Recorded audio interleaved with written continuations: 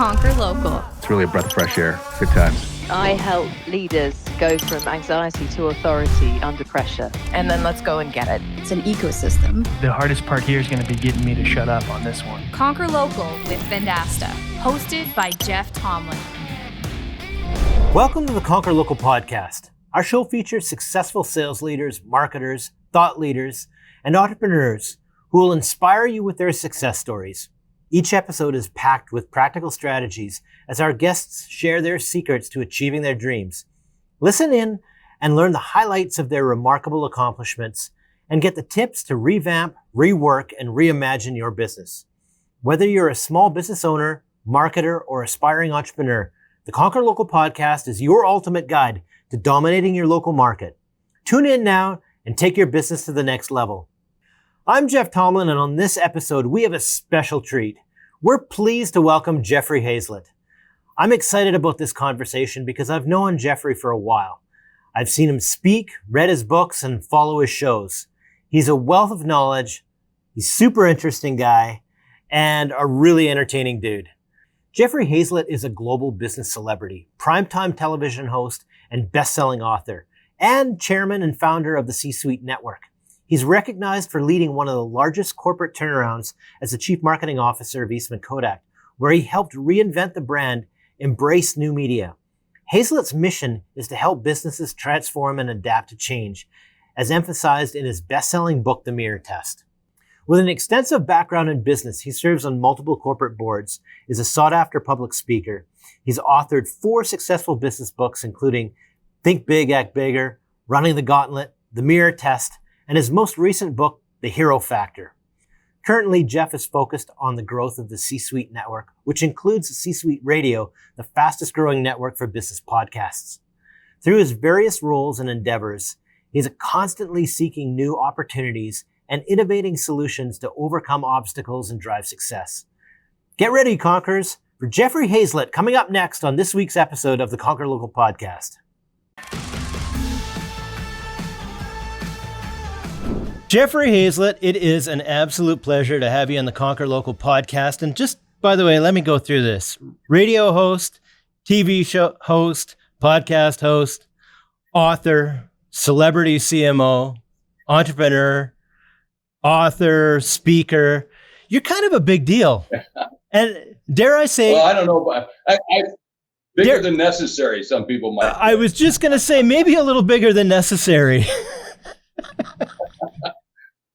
That's always been my life. The first time I met my wife's great-grandmother, she looked up at me and she looked at my wife, who's small and petite, 5'1", 105 pounds. Grandma Agnes is like 4'9" and 80 pounds, and I'm 6'3", 200 and something. Looked up at me, turned back to Tammy and said, "Isn't he bigger than necessary?" And that's been my life ever since then. I love that story, and I always think about that. It makes me laugh.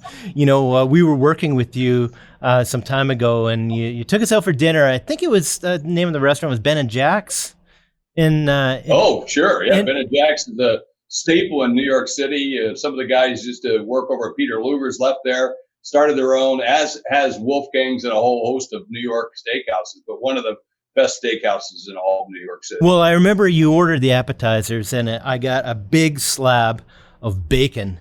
And I said, you know, this is a man after my own heart. I got a little tear in my eye. That's some good bacon. That's not your P-mill bacon, not to knock any Canadian bacon, but this is American thick-cut bacon, and it comes, and it's almost a meal. Just the bacon it's itself. Almost a meal. I never had anything like it in my life. And a big slab of bacon as an appetizer. It was pretty impressive. Jeff, I had first met you, and I would have put this back. Maybe it was 2011-ish or so, and you were speaking at a conference at the time, and you had come out with The Mirror Test, your first book, and you were speaking at a conference. It was one of the first times I'd heard you speak, and then fast forward, over all these years, you built an amazing personal brand. A lot of us when we start a company, we don't have a lot of things figured out off the bat. We do a lot of pivots, and you can see the pivots and you look back over time. When I look back on it, it seems like you had a plan. And so, what was the plan back there? Because you built an amazing personal brand and then, amazing business network, through that. So, what was the plan back then? Back when I was the chief marketing officer of a Fortune, 100 company, I realized the power of media and the role that it was going to play as we move forward. Because content's the king. Content is the way to do it. You got to have content. Even if you're a dry cleaner in St. Louis or Saskatoon, you've got to become known as the doctor of spots so that people can find you. And so building content. And I said to the team, let's go out and build this celebrity version, global business celebrity. And someone said, what is that? And I said, whatever the heck we say it is, and then let's build a community around it. Because if you have content, then build community. That's what it does. Content drives your community, and then community drives your commerce. And we'll figure out the extensions of that. And we knew that media was going to be a big part of it. And we knew that there needed to be a trusted network, hence the name C-Suite Network. And we wanted to be focused in on business because that's where the money is. And so we went with that. Doesn't mean that it's always going to be that way. Doesn't mean the way that you start your plan doesn't have failures, because everybody always says, as you well know, as an entrepreneur yourself, fail fast. Well, I think that's bullshit. You need to succeed fast because you're going to make lots of failures as you go. We tried lots of different things, put a lot of money into it, and finally found the formulas. And we keep tweaking those formulas every single day, because what worked yesterday doesn't work tomorrow. And we know that through COVID, days became weeks, weeks became months, and months became years. And so the speed at which you've got to adapt, you either change or you die. And that's really, truly what's facing most businesses today. Yeah, one of the things that stuck with me, by the way, back all the way from back then, and it was from the first time that I heard you speak, was some of the things that you talked about with brand. And I've heard a couple of quotes in my life, and I didn't consider myself a brand marketer necessarily. I started with demand generation, and so that wasn't the muscle that I was necessarily flexing. I had to learn it over the years, and it was a challenge with Vendasta, because when we started out, we were a white label sort of company, and building a brand around that was challenging. But one of our chairman had said to me at one point in time that a brand is nothing more than the a shortcut for decision making for people, and how to interact with you. And the other quote that has stuck with me was something that you said in the first talk. You said that a brand is nothing more than a promise delivered. And absolutely, you had some amazing stories, from your days at Kodak, understanding how to build a brand and challenges and pitfalls that you can have when you veer away from that. And I'm wondering, maybe you can talk a little bit about that. Yeah, I mean, this is a great example. No matter where I'm at, when I'm doing television, a lot of times I'm in a remote area. Sometimes where I got to connect in with satellite or by fiber, and I'm got an earpiece in, waiting to go on live on Fox or live on Bloomberg, where I used to host my show. And I get to talk to somebody thousands of miles away, usually another guest that's going to be on. And everybody always asks the same question around the brand, around Kodak. What happened? Why did they go bankrupt? And I said they didn't go bankrupt back in they didn't go bankrupt back a few years ago. They went bankrupt back in 1975, because they had somebody who was sitting in a room who invented the new digital camera, and they turned it down. I mean, you got to think about this as a brand, as a promise delivered. They had the only product that people would actually run back into a burning building to save. I mean, that's true. And today, if your house was on fire, what would you want to save? It's all of those photographs, those memories, those Kodak moments. Well, they forgot what they were about. And so, they were always they used to say, hey, we're in the business of film. They were never in the business of film. They were in the business of emotional technology. They would make, manage, and move images and information.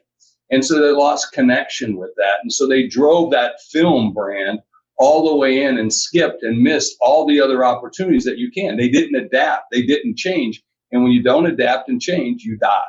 And that's exactly what happened. And so you have to keep connecting of what is the core piece of the elements, the DNA of that brand.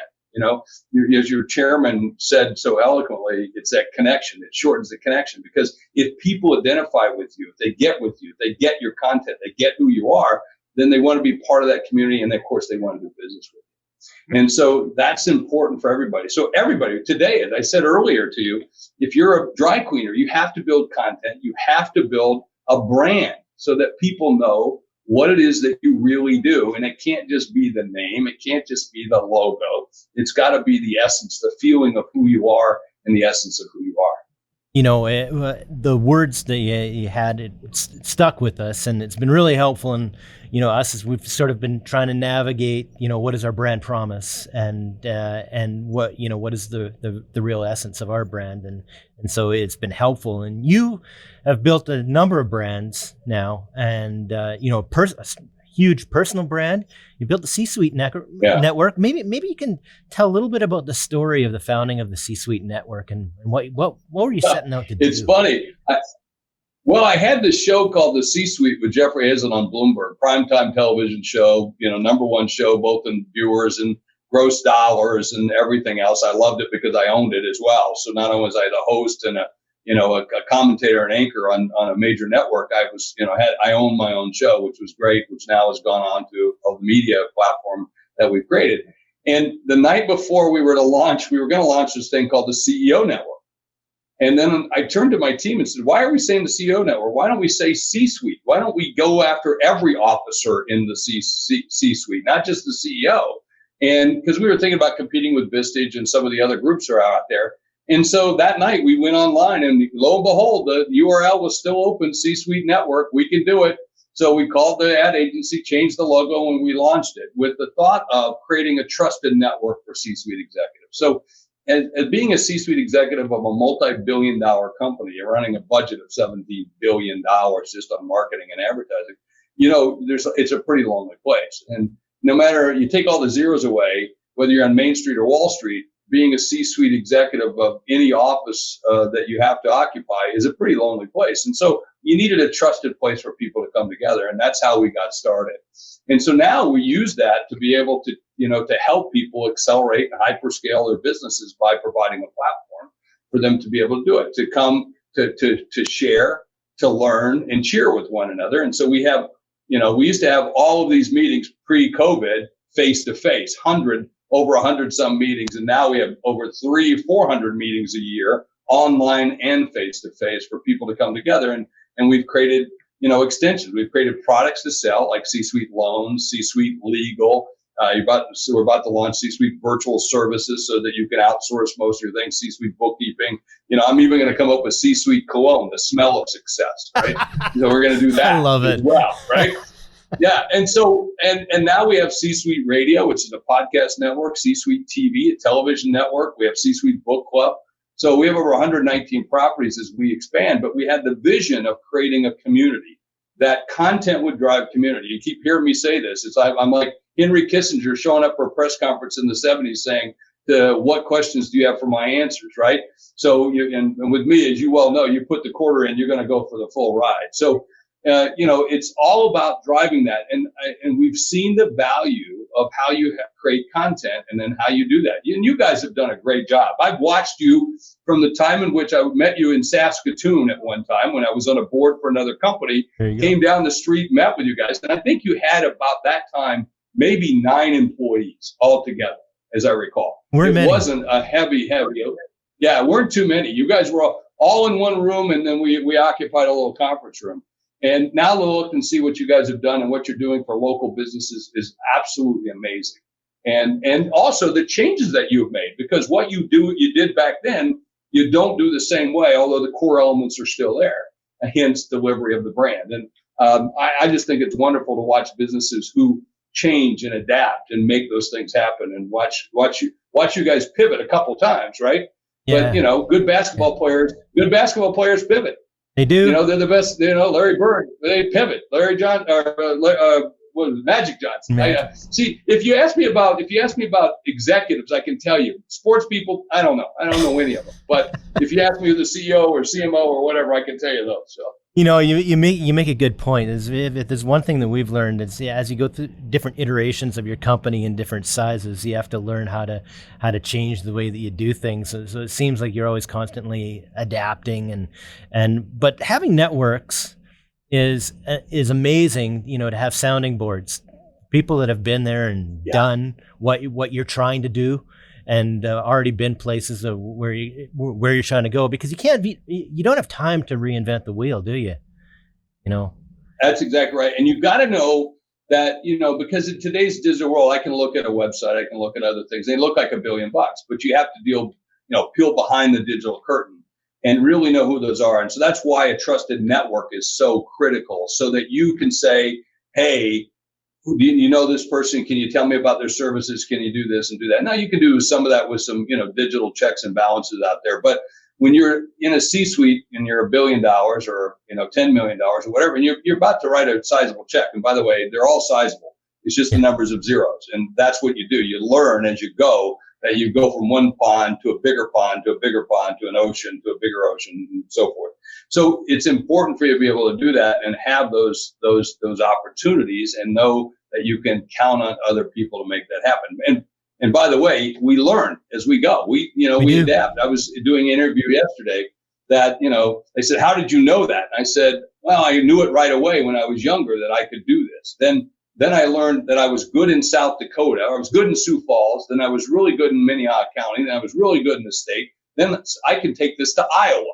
And then I moved across the nation. Then I figured out, you know what, I can do this across the world. And the more that I figured out that's how you change. That's how you adapt. We'll always be constantly learning, no matter how big we get. I'm still learning, still making mistakes and telling stories. One of the things I wanted to ask you about, all great organizations like the C-suite are value-driven organizations. And you talk about the 4 R's. And maybe talk a little bit about how, you use that to build community. Well, for us, it's about relevancy, reach, and reciprocity. And so in network, that's the way it is, that we know each other, that we can talk the same language, that we can do business together, and obviously about how we can increase our reach. You help me, I help you, and that's the reciprocity. And we found that one of the most important things to add, and we added this over COVID, was respect. Because as you know, on the political side of the world right today, whether you're in Canada or the US or in other places in the world, the respect has gone out the window. And we have to bring it back to a more civil time, and a way in which it says, hey, I'm okay if you believe this, or you don't want to open on Sundays, or you want to sell liquor, or you want to do these things, but we need to have respect for each other.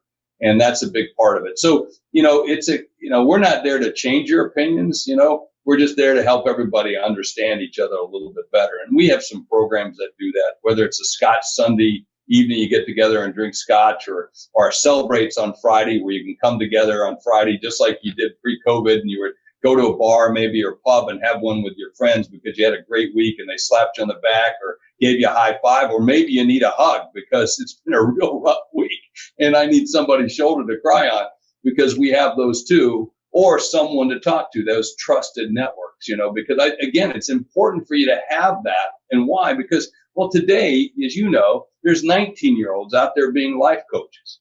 At 19, you're not a life coach, you're a team coach. Let me be very clear, okay? So you need to know that you can have people that you can trust. And so that's why relevancy, reach, reciprocity, to learn that, everything that we do for each other, you do for me, I do for you, we gain. So you show up with a giving mentality, and then that's how we gain respect with each other as well. And by the way, it never ceases to amaze me, the ability of Scotch to bring people together.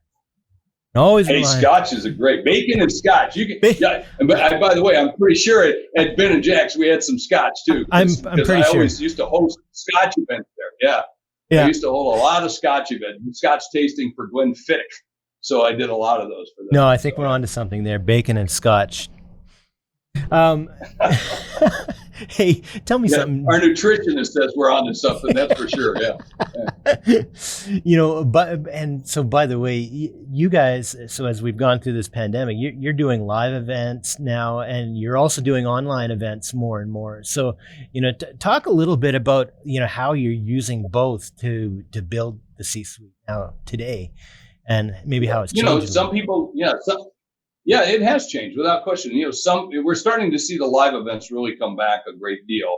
Although people love the convenience of the digital side. I mean, come on, we podcast 3 years ago wouldn't be done this way. For most of them, they were done in a studio.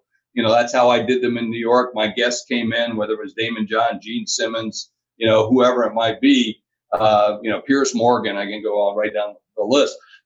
we did those face to face. Well, now you find out that, with Zoom and Teams and all these different tools, the convenience of this is that we can do it, and we did it. And it didn't take away from the experience. You just have to be better communicators. You have to be better. Of course, I think the most, used phrase in America today isn't hello. It's, hey, you're mute. Your mic's on mute. Your mic's on mute. I think that's 100%. The biggest one that we hear. We don't even hear hello, So, but you can do it. And you have to find the mix. In fact, we're doing some big events in Dallas. We have a very big community in Dallas of C-suite executives, and they like to get face to face. But if you've ever driven in Dallas traffic, it's an hour and a half from somebody up north to get to downtown.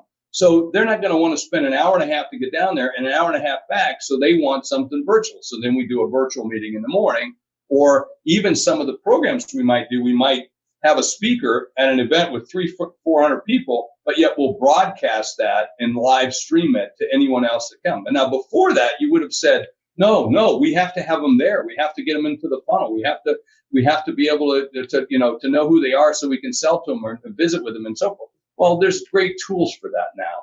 And, my thing is just get out there as much as you possibly can. Somebody's going to see you. There's a pony in there somewhere. So do as much of that as you possibly. It has changed without question. That stage has changed. And by the way, you were talking about podcasts there. We've unlocked a lot of unique opportunities doing our own podcast. You've got over 400 episodes on yours. If you're talking to whether it's a Fortune 500 or whether you're talking to a startup, why should a company have a podcast these days? You've had a lot of success. Yeah, I think I have over 600 episodes on my show, but over 450 total shows with over 50,000 episodes on our platform. Listen, again, I said this before. It's content.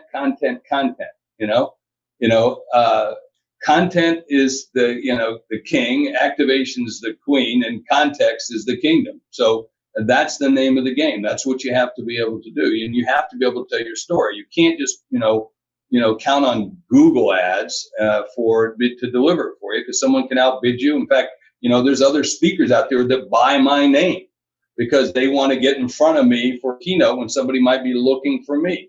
So you have to build that content, which is organic. A podcast is a great way to be able to do that, either as a video and or audio.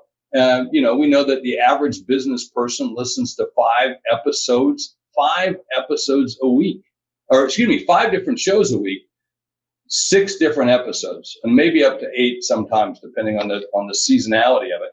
And they're doing it while they're traveling to work, while they're on the train. We find that most of them are doing it while they're working out. Why? We can track what devices they're listening to, how often they listen, what's the perfect amount of time. We know that the average business podcast is between 21 and 24 minutes on average. And I can tell you what the consumer ones are. I mean, it's just a great medium. And we're only in the infancy of this thing. There are going to be millions and millions and millions of more podcasts. The key is once you do it, stick with it. Like most things in marketing, like most things in business, like most diets, right? Is once you decide to do it, stick with it. And because most people abandon their podcast before 10 episodes. I hear what you're saying about the importance of someone, getting out there and telling their story. And actually, you wrap up the mirror test here talking about, hey, get out there and sell. No one's going to go and do it for you. And that's right. Sometimes people lose their physical stage. And so you talk a little bit about, advice on what to do when you lose your physical stage.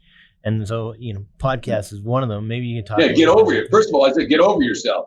Yeah, get over yourself. Can you tell a personality type without having to look at it? Yes, you can see how people write, how they talk, the way they talk, how they interact, what they do, what's on their wall, what's in their office. There's lots of different signs.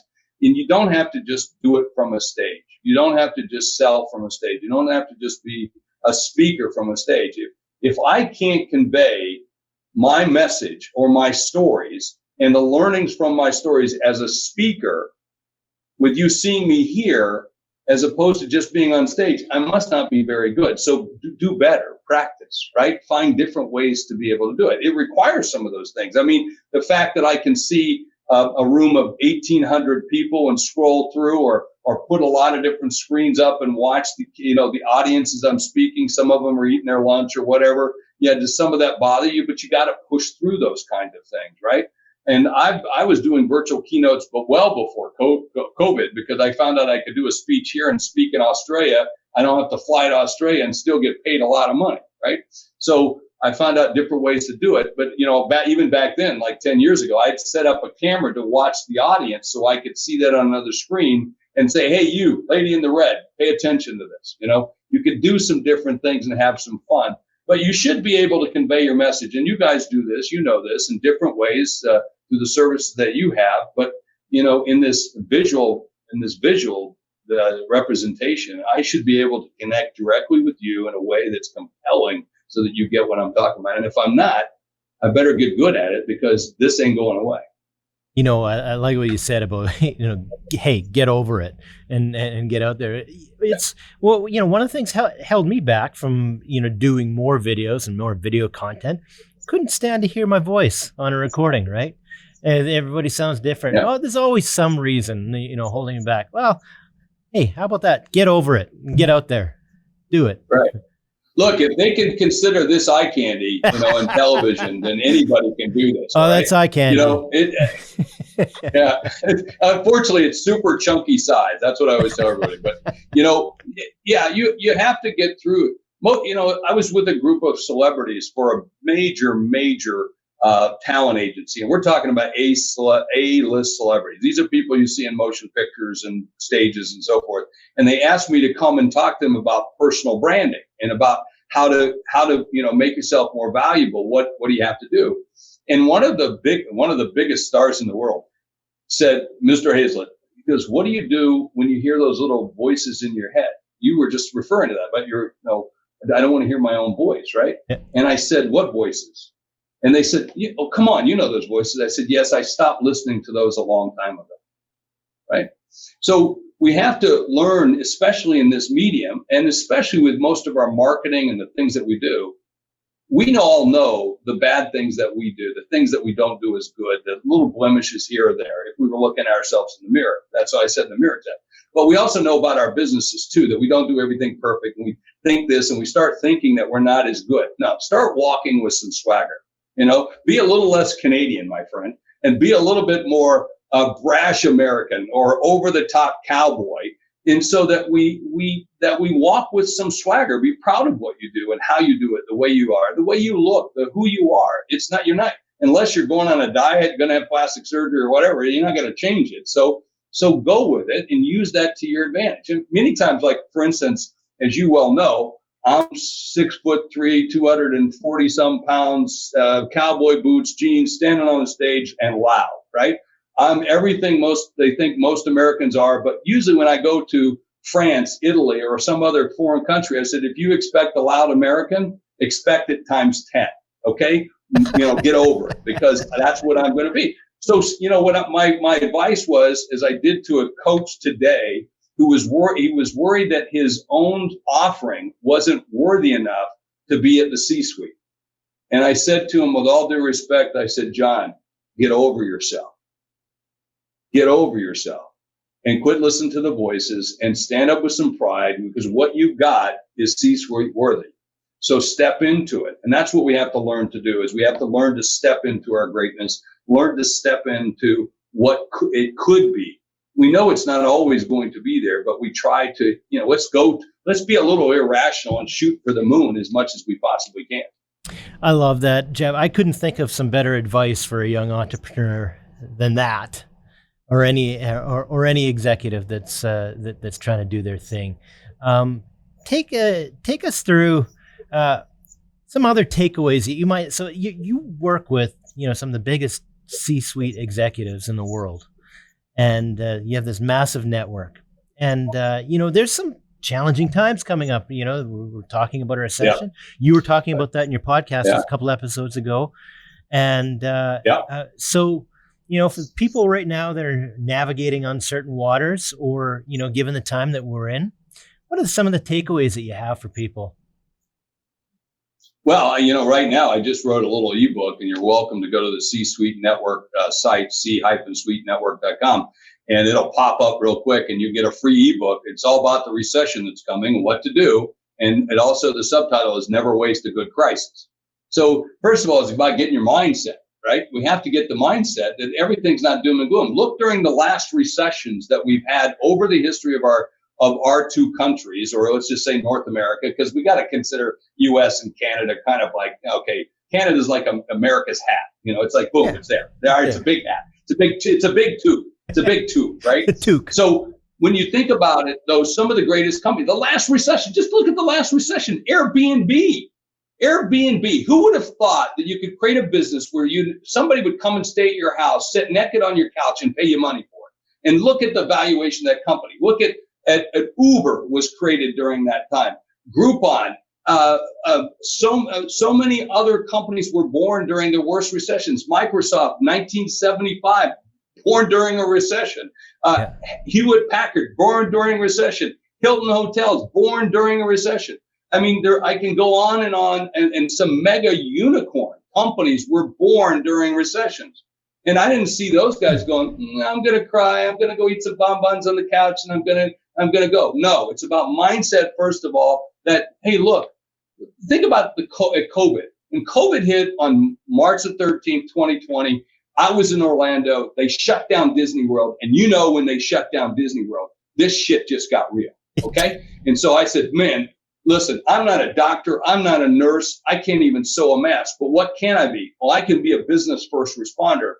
I can help people not just survive what's going to hit, and it's going to be rough. I can help them thrive during that. And so it's just a mindset, first of all, that says, even during the darkest times, and it won't be that bad. This recession, it's cyclical. This stuff happens all the time. It's not like something we caused. It's just something that happens. There's market corrections all the time. So, but when that comes, what are your opportunities? There's great things. Right now, I'll tell you that 54% of the people that you do business with will do more business with you if you just ask them. But you don't ask. So start asking. Take care of your biggest customers. That's another piece I tell you right now. The 80-20. 80% of your business comes from 20% of your client base. It's that way for everybody. So go find that, and then go find more of those kinds of whales for your business. That's just a few things, but you can go read the ebook. It's free. I got over 40 contributors in there. And of course, I did put together a podcast and TV show. In fact, it's on United Airlines this month. And I interview 5 of the biggest economists in the world. And they talk about this upcoming recession, and a couple of people from the Fed, and even a futurist. So we have some great people giving some great advice. I love you talking about mindset really here, and I can relate to it. I started working at our previous company called Point 2 right at the beginning of the .com crash. We started Vendasta in 2008, and it was originally to connect homeowners with home service providers. That was at the beginning of the housing crash, and failure wasn't an option. And so I like you talking about mindset here. You can find a lot of information about Jeffrey Hayzlett on his website, jeffhayzlett.com, and it'll help you navigate to all of his different properties. Jeff, if people want to continue the conversation, they want to reach out to you anyway, how do people connect with you? Okay, go to hayzlett.com. I'm on Twitter. I got 500,000-600,000 people there. LinkedIn, you find me, I'll respond. And by the way, it's me. A lot of people don't think that, I pay attention to that, but that, the reason I got such a big community is I pay attention to that. And if it weren't for the folks that were friends and family and fans, followers, I wouldn't have what I have today. So I'm so grateful that people will reach out, and I'm more than happy to try to help them connect. Come to C-Suite Network anytime. You just come. It's open to anyone who's a VP or higher, an owner, a partner, anyone with a C in their title. Anyone that's VP or higher, we'd love to have you. That's our criteria. We do check that because we are a trusted network, but you can come and participate in any of the program. Come once as our guest, come twice, maybe. Third time, we're going to ask you to bring a hot dish. You got to join. There you go. But more up until then, we want you to come and be a part of it. Hey, Jeff, it's a special privilege to be able to call you a friend, and it was a very special privilege to get you to take some time out of your very busy schedule to join us here in the Conquer Local podcast. I wish you an amazing week, an amazing summer, and I hope you'll come back at some point and we can do this again. and talk about Anytime you invite me, I'm a friend of Vendasta. I'm a friend of all that you guys are doing. I love to see the work that you've done. I love to see the progression from that small group of 8 to well over 800 today. And the success. You're a Canadian dream come true, and an entrepreneur dream come true. Even though you're in Canada, you guys just doing it. You're crushing it across the borders everywhere. So keep it up. Hey, I appreciate it. Till the next time.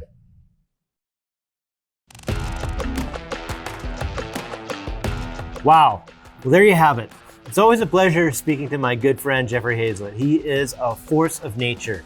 I loved all that conversation. One major takeaway is the power of content and building a community. Jeff emphasizes the importance of content in building a brand and a community, and he believes that content drives the community, which in turn drives commerce. By creating valuable content and fostering a community around it, businesses can establish a strong brand presence and connect with their audience on a deeper level. I like his saying, content is king, activation is queen, and context is the kingdom. Another takeaway is having an adaptation and mindset for success. He stresses the need for adaptation and a growth mindset in business world.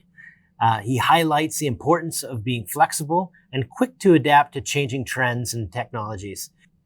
Jeff also encourages individuals to overcome self-doubt and negative voices by embracing confidence and taking pride in their accomplishments. We all have self-doubt time to time, and in his words, get over it.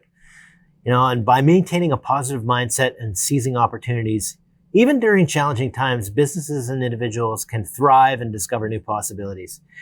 If you've enjoyed Jeffrey's episode discussing building a strong C-suite community, keep the conversation going and revisit some of our older episodes from the archives. Check out episode 616, The Evolution of B2B Content Marketing with Edward Permalis, or episode 523, Lead Generation Through Podcasting with Colin Mitchell, or even episode 518, Digital Accessibility with Ty Demore.